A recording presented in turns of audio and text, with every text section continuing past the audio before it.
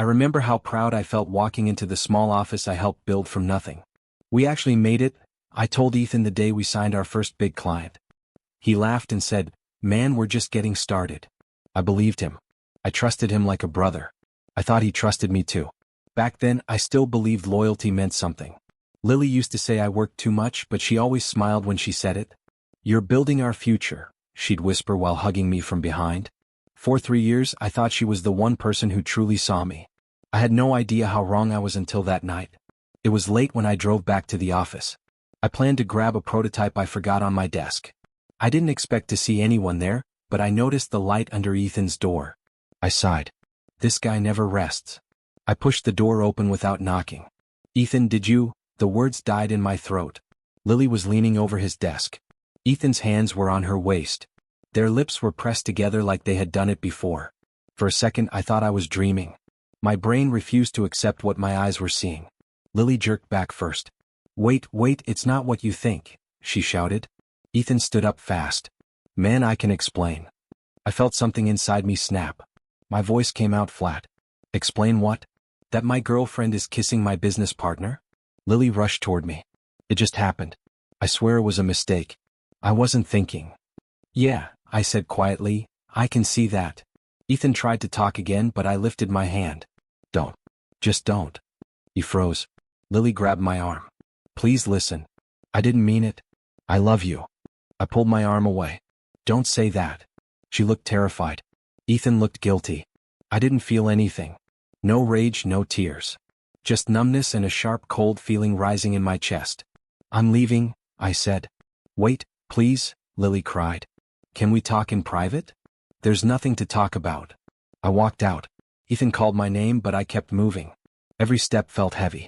The hallway felt too quiet, like the building itself was waiting for me to break down. But I didn't. I just kept walking until the night air hit my face. When I reached my car, my hands finally started shaking. "What the hell just happened?" I whispered.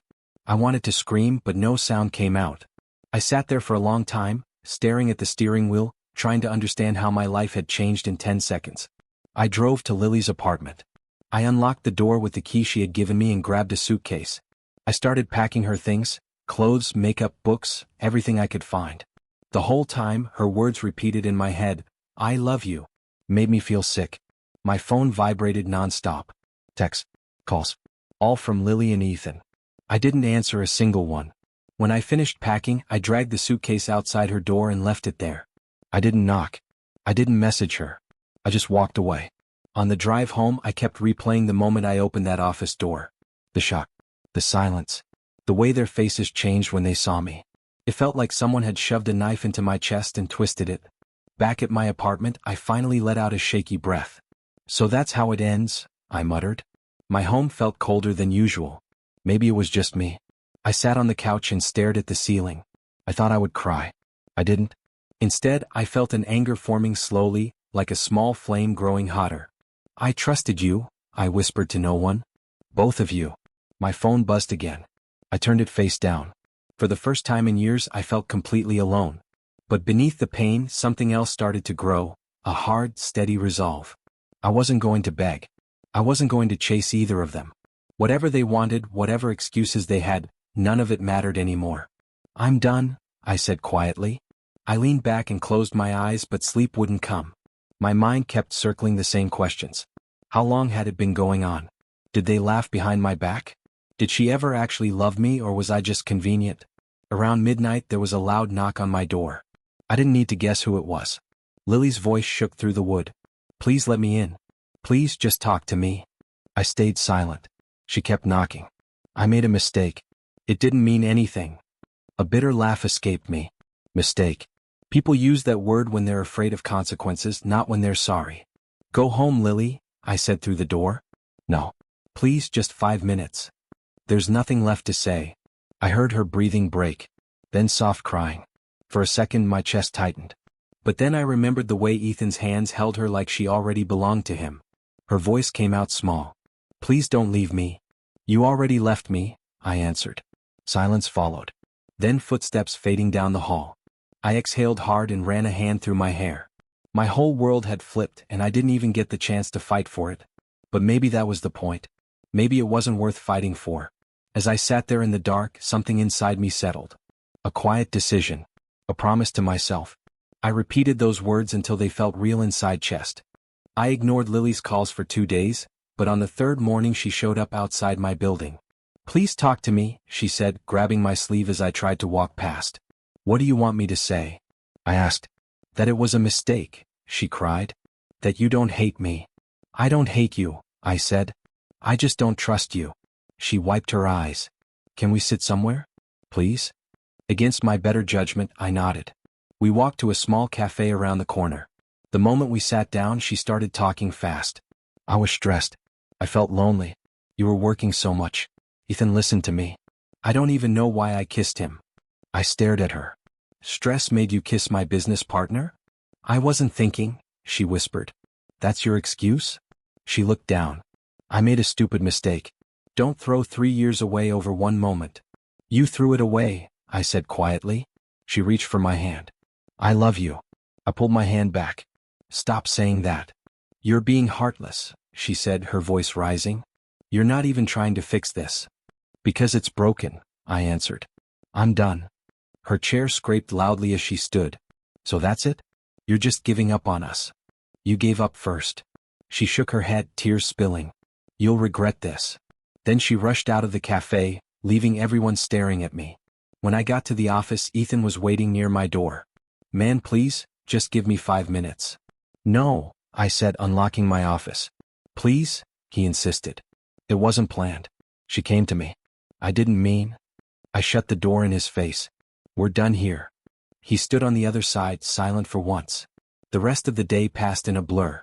I tried to focus on my work, but Lily's words kept echoing. "I was lonely. You'll regret this. You're heartless." Maybe I should have felt something, anger, sadness, anything. But all I felt was a dull ache, like my emotions had gone numb to protect me. That night, I attended a charity event I'd promised a client I'd show up to. I didn't want to be there, but business was business. As I stood near the back, nursing a drink, someone said softly, "You look like you want to disappear." I turned. Emily Thompson, Lily's cousin. She wore a calm expression, nothing like Lily's dramatic storms. "Rough night?" she asked gently. "Rough month," I said. "I heard something happened," she said. "Lily isn't exactly subtle." I sighed. "You don't need to pick a side. I'm not here to pick anything. Just checking if you're okay." No one had asked me that yet. "I'm surviving." She nodded. "That's usually the hardest part." Her tone wasn't pitying. It was steady, understanding. "Did she send you to talk to me?" I asked. "Do I look like her messenger?" she said, raising an eyebrow. I actually laughed a little. "No. You really don't." "Good. Because I'm not." She took a sip of her drink. "But I am sorry you had to go through that." "Yeah," I murmured. "Me too." We talked for a few minutes about nothing heavy, music, work, the event itself. She didn't push, didn't pry, didn't mention Lily again. Her calm presence felt strange after days of chaos. When she started to leave, she said, "If you ever need someone to talk to who won't cry or scream at you, I'm around." I blinked. "That's actually good to know." She gave a small smile and walked off. On the drive home, my phone vibrated again. "Lily?" I answered this time. "Why did you meet Emily?" she demanded immediately. I frowned. "You're watching me now?" "She told me she saw you." "Why are you talking to her?" "Because she talks like an adult," I said. "That's not funny," she snapped. "You're supposed to talk to me. Fix things with me." "I told you," I said, "it's over." She made a choking sound. "I can't lose you." "You already did." Before she could answer, I hung up. My hands were steady for the first time in days. Back in my apartment, I sat on the edge of my bed and whispered, "Everyone has an excuse, except me." I was the only one taking responsibility for anything. Lily blamed stress. Ethan blamed temptation. But I was the one cleaning up the mess they made. The next morning, Lily called again. I let it ring, but she didn't give up. Finally, I answered. "What now?" I asked. "Can we meet? Please. I need to see you." "No. You can't just erase me." "I'm not erasing you. I'm moving on." "You don't mean that." "I do." She whispered, "Ethan says you hate him." "I don't hate either of you," I said. "I just don't want either of you in my life." "Please, don't do this," she begged. I already did. At work, Ethan followed me down the hallway. Listen. It was the only time. Doesn't matter, I said. Stay away from me. He stepped back. That night my phone buzzed. A text from Emily. Rough day. I typed back, you could say that. She replied, if you need a calm voice, I'm here. I stared at her message, feeling tension fade a little. I didn't know why her words felt different, but they did. I typed back, thanks. She sent a simple smile. It wasn't much, but it felt like a small light in a dark room. It helped me breathe again a bit. I barely had time to put my keys down before someone pounded on my door. Open the door. Please open it. Lily's voice cracked through the hallway. I closed my eyes. I didn't have the energy for this, but she kept pounding until the sound felt like it was shaking my ribs. I opened the door only a few inches. What now? She shoved past me, sobbing. I made one mistake. Why are you acting like I ruined your whole life? You did, I said. You just don't want to admit it. She spun toward me. It was a kiss. A stupid kiss. You kissed my business partner, I said. How many times do I have to repeat that? She grabbed my shirt. Please forgive me before my parents find out. They'll think I'm irresponsible. They'll lose their minds. So you're worried about them, not me? I'm worried about losing everything, she cried. You were supposed to be my future. I shook my head. You destroyed that future the second you touched him. She dropped to her knees. I want to marry you. I always did. I lost control. I don't trust you anymore. The words hit her like a slap. She stared at me, mouth open, tears streaming. You don't mean that. I do. She shook her head violently. No. You're just angry. You'll cool down. We'll fix this. We have to fix this. I'm done fixing everything alone. She let out a broken sound and covered her face. I didn't move. I didn't reach for her. She cried on my floor for almost 10 minutes before finally whispering, please don't let my parents know. I'm not talking to them, I said. Your choices are your problem. She pushed herself up and stumbled toward the door. You're cold, she whispered. You're not the man I loved. Maybe I'm finally becoming the man I should have been, I said. She didn't look back as she left. After she was gone, I sat on the couch and let out a long breath. I expected guilt, anger, grief, something. But there was nothing. Just exhaustion sitting heavy in my bones. My phone buzzed a few minutes later. Emily, is Lily at your place? She's causing chaos at home. I replied, she was here. She's gone now. Emily wrote, she's saying her life is over. I answered, she needs help. I can't give it. She replied, do you want to talk? I hesitated before writing, yeah. We met at a quiet coffee shop. She waved when she saw me. Rough day again? That's becoming normal, I said, sitting down. Lily's been screaming at everyone, she said. She told my aunt you broke her heart for no reason. I sighed.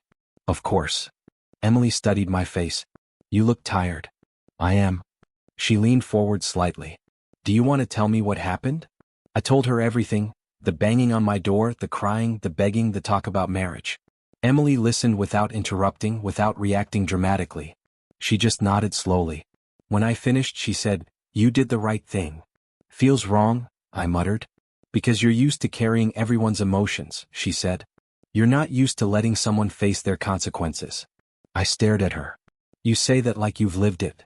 Oh, I have, she said softly. People expect you to fix the mess they create. And when you don't, they call you cold. That sounds familiar. She gave a small smile. I don't think you're cold. I think you're hurt. I let out a slow breath. Maybe. We sat quietly for a moment. Then she asked, are you okay with her parents finding out? They're going to know eventually. She nodded. They won't take it well. They don't have to, I said. I'm not part of that family. Emily looked at me for a long moment. You're stronger than you think.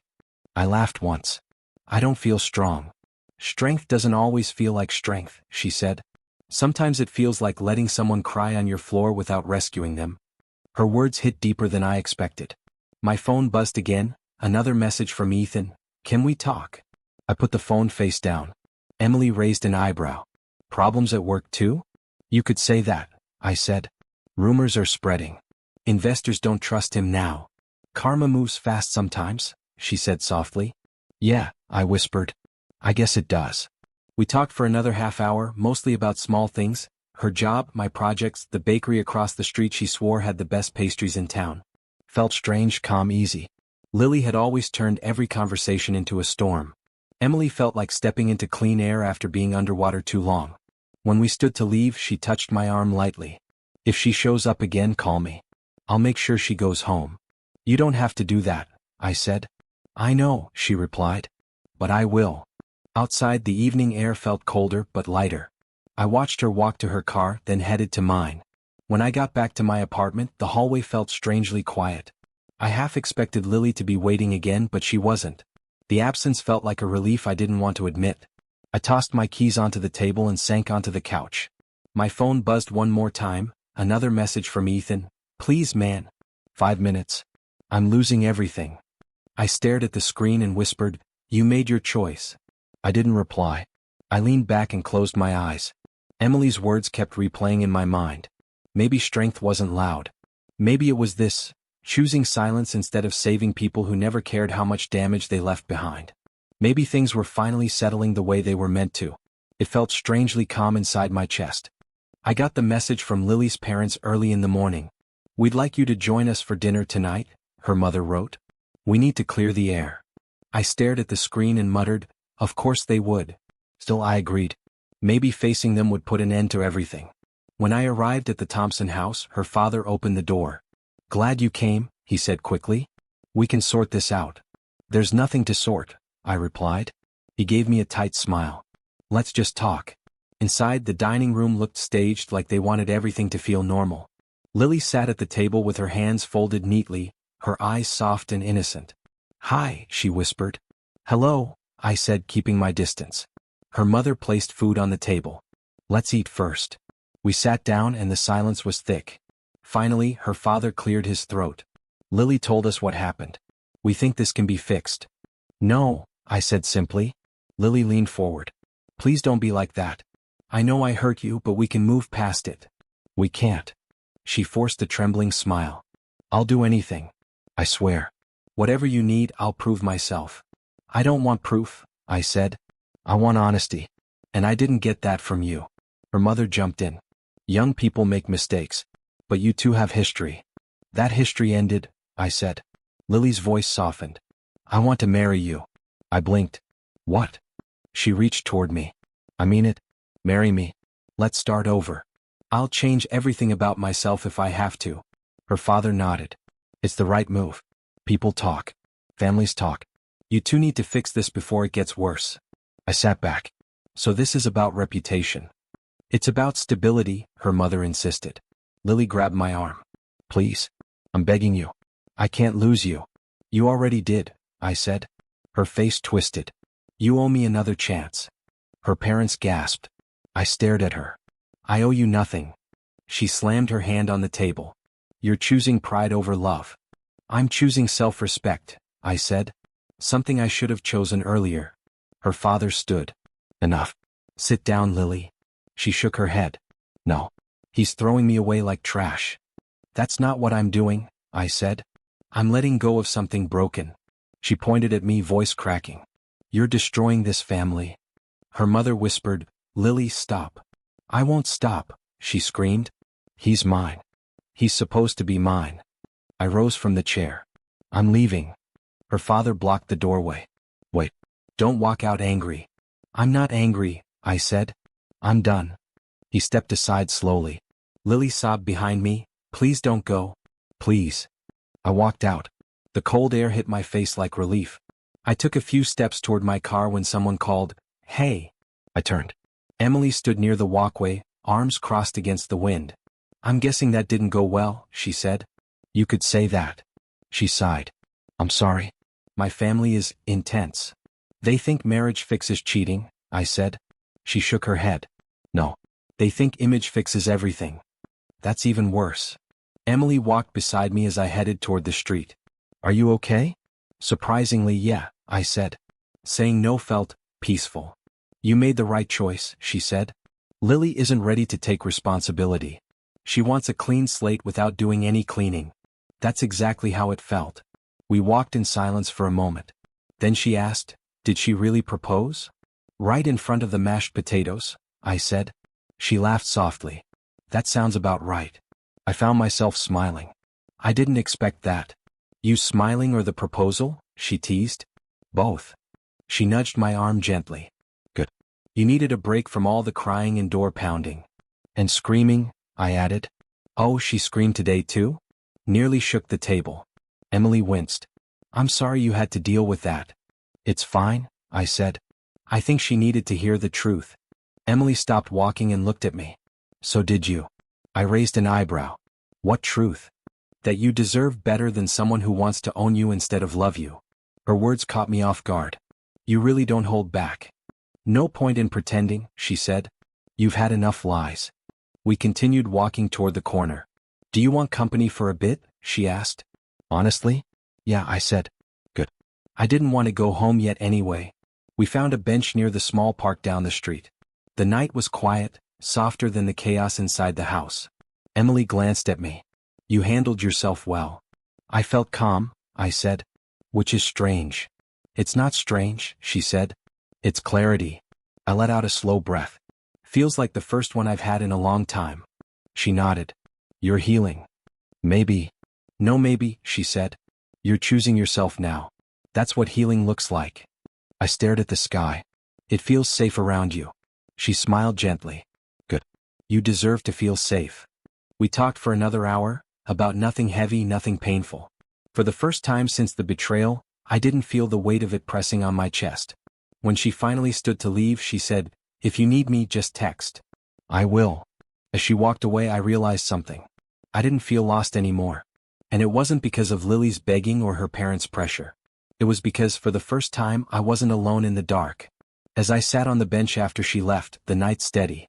My phone buzzed. Lily again, please come back. I didn't answer.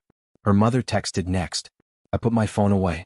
Walking to my car, I whispered, This chapter is over. It felt. I drove home with the window cracked. Inside, I locked the door and leaned back. The silence didn't hurt. It felt earned. I could feel things shifting at work before anyone said a word. The moment I walked into the office that Monday, people looked at me differently, not with pity, not with curiosity, but with something close to respect. Deals I'd been pushing for months suddenly started moving. Clients asked to speak to me directly. It was like the universe finally remembered I existed. Ethan noticed it too. Hey, can we talk? He asked the first time he caught me alone. I stepped around him. No, I said. It's about the company, he insisted. I'm handling the company, I replied. You handle your consequences. He winced. Look man, I'm sorry. I don't care, I said and walked away. By Wednesday, an investor emailed me privately, We'd prefer you leading negotiations moving forward. Another wrote, You've shown strong leadership. Let's set up a call. The shift was unmistakable. People trusted me now, not him. Maybe they always should have. That night Ethan texted, Are we still partners or not? Then a minute later, I need you to talk to me. Then, please. I muted him. Lily, meanwhile, had entered a whole different level of chaos. She sent long paragraphs at 2 a.m. You ruined my life. You don't care about what we built. I can't sleep because of you. You destroyed everything. Every message blamed me for a decision she made. I didn't answer a single one. Emily, on the other hand, messaged me just once that week. Want to grab coffee? No pressure. I said yes without thinking. When we met, she smiled softly. You look tired, she said. I am, I admitted. You want to talk about anything? I shook my head. Not really. Okay, she said. Then we'll just enjoy the coffee. Her presence was grounding. She didn't pry or dig. She didn't demand anything from me. After a few minutes, she said, Can I tell you something personal? Sure. I was engaged once, she said. Long story short, he cheated. Twice. I stared at her. Twice. She nodded. I forgave him the first time because I thought it was my fault. The second time, I realized I was just someone convenient. I swallowed. I'm sorry. Don't be, she said. I learned who I was. And I learned what I deserved. I looked at her for a long moment. So that's why you understand? She shrugged. Pain teaches you patterns. Yours and other people's. Talking to her felt like emptying a weight I didn't know I carried. We ended up staying at the cafe for nearly 2 hours. When we finally stood to leave, she said, You're doing better than you think. I don't feel like it. You're healing, she said. Healing is messy. The next few days were calmer, until Friday night. I had just stepped into my apartment building lobby when I heard someone yelling my name. Where are you? You can't hide from me. Lily's voice echoed off the walls. I turned and saw her storming toward me, eyes red, hair a mess. What now? I asked. You're ruining my whole life, she screamed. I'm losing everything. Everybody's blaming me. They're blaming you because of what you did, I said. You're supposed to help me, she shouted, stepping closer. You're supposed to care. I don't, I said. She froze like I'd slapped her. Before she could speak again, another voice came from behind me. Is everything okay? Emily walked in from outside, holding a small bag from the bakery across the street. Lily's eyes widened. Of course you're here, she hissed. Trying to steal him from me. Emily blinked. Steal? He isn't a thing, Lily. Shut up. Lily snapped. You're always pretending to be perfect. You think you're better than me. Emily stepped beside me, calm as steady water. No. I think I respect people I care about. Lily pointed at her, shaking. You're just waiting for me to fall so you can take him. Emily didn't flinch. You fell because of your choices. Not mine. Lily let out a strangled cry. You don't understand. He loves me. I shook my head. I don't. She stared at me like her entire world was cracking. You actually mean that? I do, I said. I'm done. Emily stepped forward slightly. Lily, you should go home. You stay out of this. Lily screamed. He's mine. No, I said firmly. I'm not. Lily looked between us, breathing hard, then burst into sobs. She pushed past us and ran out of the building, disappearing into the night. Emily exhaled slowly. Wow. Yeah, I muttered. She's been like this for weeks. Emily looked at me gently. Are you okay? I'm fine, I said. Then, for the first time, I realized I meant it. Emily held up the bag she carried. I brought you pastries. Figured you had a long week. I laughed, actually laughed. You have no idea. She smiled. Then let's sit. You can talk or not talk. Whatever you need. As we walked toward the elevator, I glanced at her and felt something shift inside me. Something warm. Something steady. Pain wasn't running my life anymore. We rode the elevator up in silence, but it felt not awkward. Inside my apartment, I set the pastries down and said, You want some? Only if you eat too, she said. We sat at the table sharing a croissant. After a moment she said, She's not losing everything. She's losing control. I nodded. It still feels like a storm. You're standing through it, she said. That's the difference. I looked at her. Why do you keep helping me? Because you deserve someone steady around you, she said simply. When she finally stood to leave, I walked her to the lobby. It was quiet. Peace. Thank you, I said. For being here. She smiled. Anytime. As she walked out, something warm settled in my chest. I whispered, Pain is turning into power. I woke up the next morning with something clear in my mind. I was done looking backward. I was done letting pain make my choices. I needed to choose something real, something steady. And I knew exactly who that was. So I called Emily. Can we meet? I asked. She sounded surprised. Sure. Is everything okay? I think so, I said. I just need to talk to you. We met at the small park near my building. She was sitting on the bench when I walked up, holding a cup of tea. You look serious, she said. I am, I replied, sitting beside her. My heart pounded harder than when I'd confronted Lily. I need to say something. Go ahead, she said gently. I took a breath. I want to be with you. She stared at me for a moment, shocked. Are you sure? Yes, I said. You've been steady, honest, calm, more than anyone else in my life. I don't want to pretend I don't feel something anymore. She bit her lip. I didn't want to pressure you. You didn't, I said. You helped me rebuild myself. Slowly she smiled. Then, yes, I want to be with you too. Just hearing those words made my chest feel lighter. I hadn't felt something like that in years. We spent the day together, walking through the park, talking about everything and nothing. At one point she took my hand and said, You seem peaceful. I am, I said. For once. A week later I made another decision. I invited her for dinner at my place, cooked something half decent, and afterward I took her hand. Emily, I want to spend my life with you. Her eyes widened. Are you saying what I think you're saying? I'm asking, I said, pulling the ring from my pocket. Will you marry me?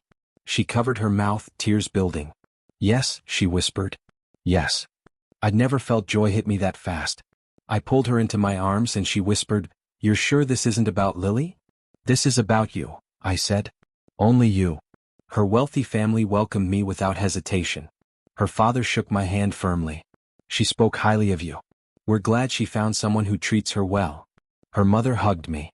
"We've always known Emily chooses wisely." The acceptance felt strange but comforting. For the first time, life didn't feel like a battlefield. But peace never lasts long when someone else is living in chaos.